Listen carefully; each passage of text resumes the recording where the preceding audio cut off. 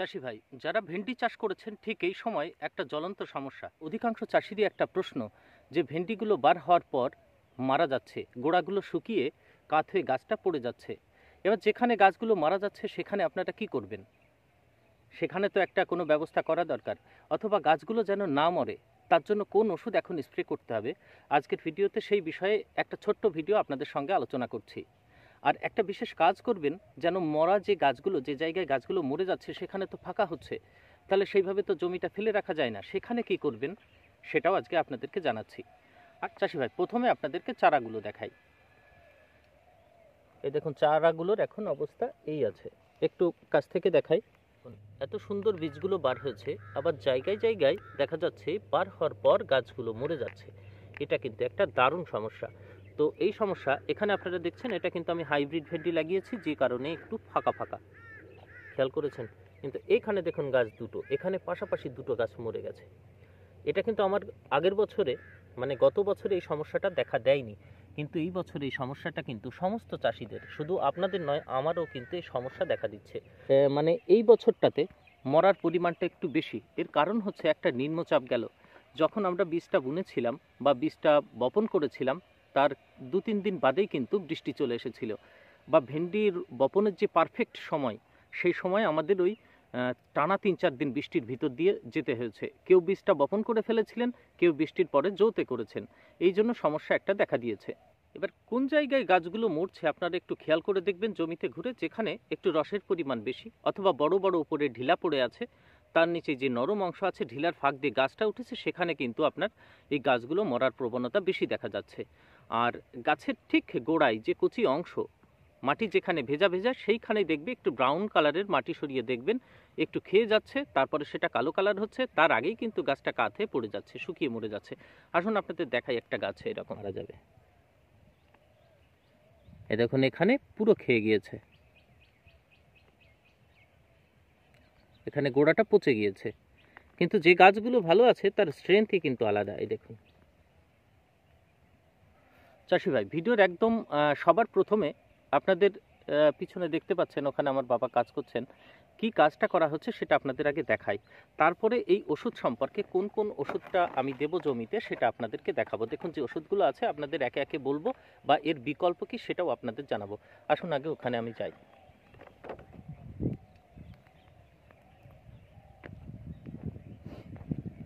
এবার এর আগের বার কিন্তু আমার জমিতে চারা মরেনি, কিন্তু এই বছরে আমার জমিতেও কিন্তু চারা মরার পরিমাণটা যথেষ্ট দেখা যাচ্ছে।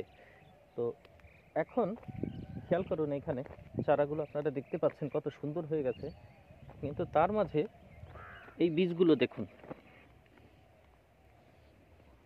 এখানে ভেজানোর পর এই ন্যাকড়াতে পেঁচিয়ে রেখেছিলাম, 3 দিন পরে বীজগুলো এরকম অঙ্কুর হয়ে গিয়েছে। আর এবার যেখানে যেখানে চারাগুলো মরে গিয়েছে, এই দেখুন এইভাবে ঢিলাটা সরাবেন, একটু মাটিতে দেখবেন নিচে একটু নরম মাটি আছে, মানে মাটিটা একটু নরম রস আছে, এখানে খেয়াল করে দেখুন। ব্যাস, এবার বীজগুলো ওখানে দিয়ে দেবেন এক একটা করে। এই অঙ্কুরালা বীজগুলো দিয়ে দিন, দিয়ে হালকা মাটিতে চাপ দিয়ে দেবেন। আর যদি বেশি শুকনো মনে হয়, তাহলে আপনার ওই হাত মেশিন আছে, যেটা হাত মেশিন দিয়ে, অথবা আপনার যে চার্জার আছে মুখটা খুলে দিয়ে, ওই ওখানে যেখানে বীজ দিচ্ছেন সেখানে আপনি বুঝতে পারবেন, সেখানে সেখানে জল দিয়ে যাবেন একটু করে। ব্যাস, দেখবেন তাহলে ওই যখন ভেন্ডি উঠবে দেখা যাচ্ছে 4 থেকে 5 দিনের ব্যবধান থাকবে, সমস্ত গাছেই কিন্তু ভেন্ডি হবে। আর জমি ফাঁকা রেখে তো লাভ নেই, এখন এই কাজটা করতেই হবে যেহেতু মরছে। আর একবার আপনাদের দেখাই, এই দেখুন, আর বীজগুলো এই কন্ডিশন করে নেবেন, কিন্তু বেশি নিচে দিও না, বা তাহলে ওর বেরোবে না।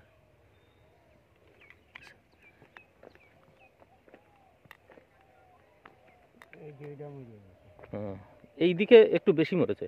তাহলে ঘটনা হচ্ছে যেখানে যেখানে আপনাদের গ্যাপ আছে, দেখুন চারাগুলো আপনারা খেয়াল করে দেখুন, এখানে দেখুন, না এখানে চারাটা আছে, এইখানে দেখুন একটা গ্যাপ, এই চারা এই চারার মাঝে দেখুন মারা গিয়েছে, তাহলে এই দুইয়ের গ্যাপে এখানে কিন্তু আমাদের একটা দিতেই হবে।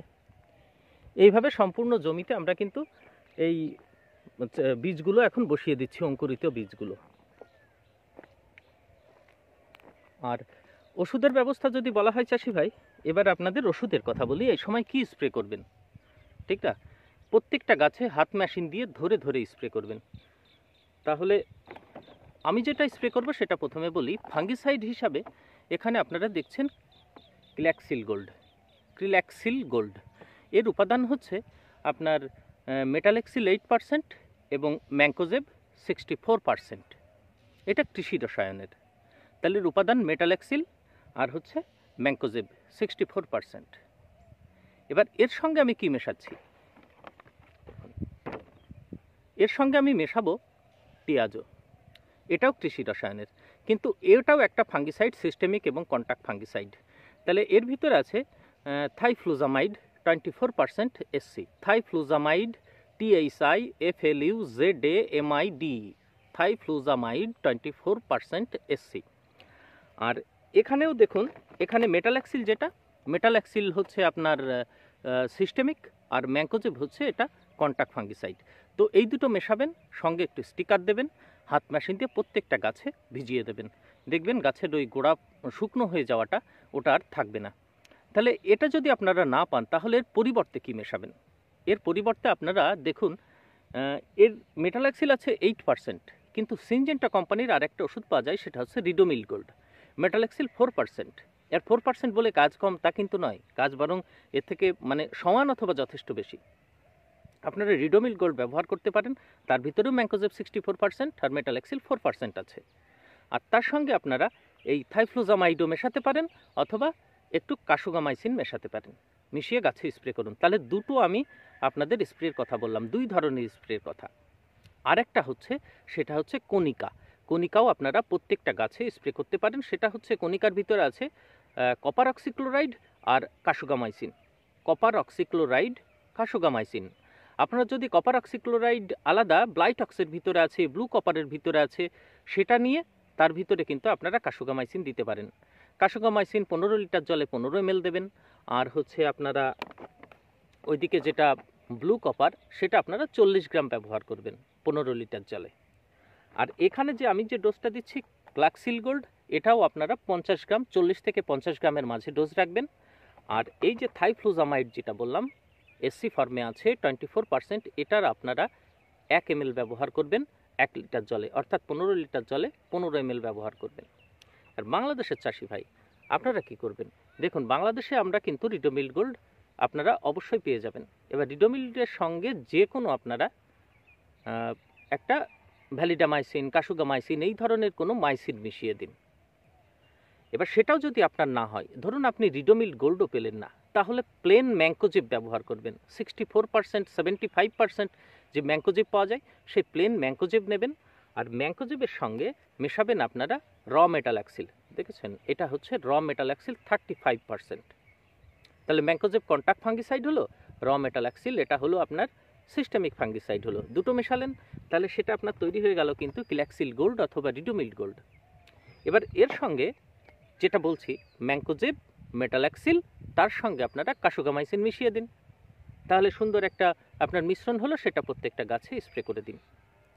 তাহলে দেখুন, এই হচ্ছে টোটাল আপনার 3 ধরনের আমি স্প্রের কথা বললাম ভেন্ডি গাছের, যেটা প্রত্যেকটা গাছে ঘুরে মানে ধরে ধরে দেবেন, গাছের গোড়া পর্যন্ত চলে যাবে।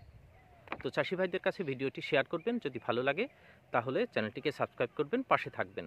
পরবর্তীতে ভেন্ডির ভিডিও নিয়ে আবার আপনাদের সঙ্গে আলোচনা করব।